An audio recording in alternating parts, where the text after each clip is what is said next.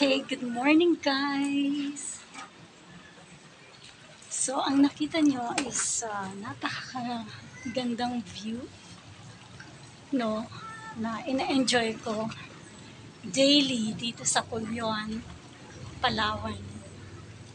This view is priceless and I won't trade anything right now aside from this beautiful view na nakikita ko every day pagkagising ko, right straight from my window dito sa Palawan, dito sa Culyon, Palawan. Fact, ang mga taga Culyon, mostly, ang kanilang pinagkakitaan dito is pangingisda because Culyon is surrounded with beautiful bodies of water and at the same time, napakamayaman na bodies ng water. Right in front of your house, you can just simply dive directly sa tubig kung gusto mo pagkagising mo. It depends on you. Culyon also has so many waterfalls pala. Pero isa-isa nating i-discover yan. Right now, hindi ko pa siya ma-discover because I'm trying to create a list, no, kung saan-saan siya. So, wait lang, tingnan natin yung... Okay, I thought nawala na yung video ko. Another thing, ayun nga, marami raw dito na waterfalls. So, let's see if mararating natin yung mga waterfalls na yan. Sabi nila malayo. So, come to think of it, malaki nga yung Culyon. So, I thought kaya siyang maikot ng one day. Hindi ko alam ba't sabi nga ng locals kaya.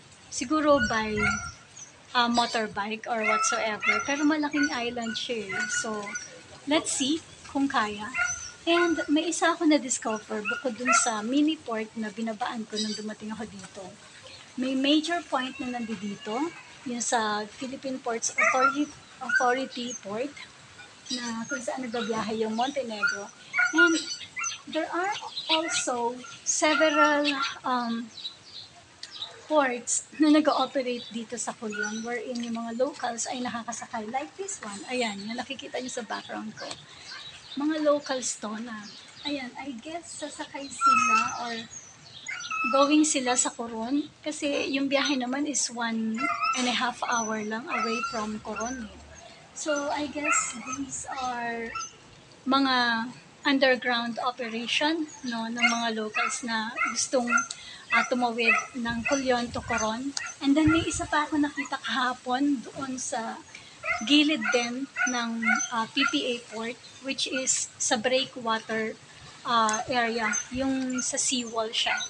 So, meron din doon mga dumadaong na mga boat ng mga mangingisda.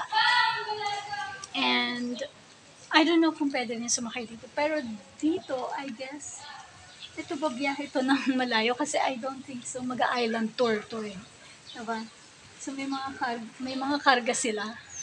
If you can see, you know, yung nasa background ko na boat, na maliit na boat.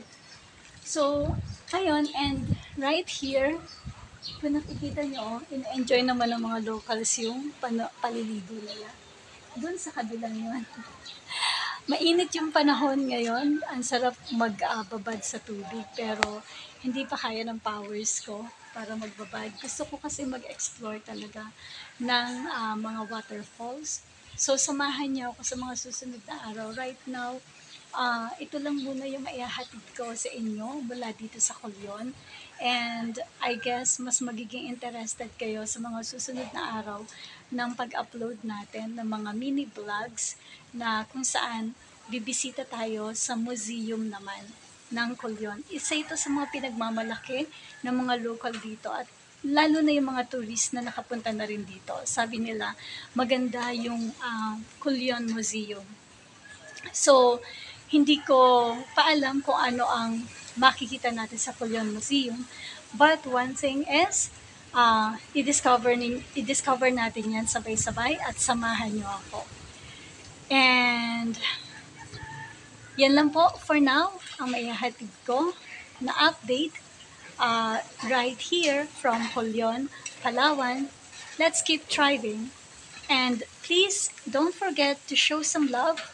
If you're not yet a subscriber dito sa Travel Rose, better just hit that subscribe button para ma-aware ka or ma-notify ka every time mag-upload ako ng new videos.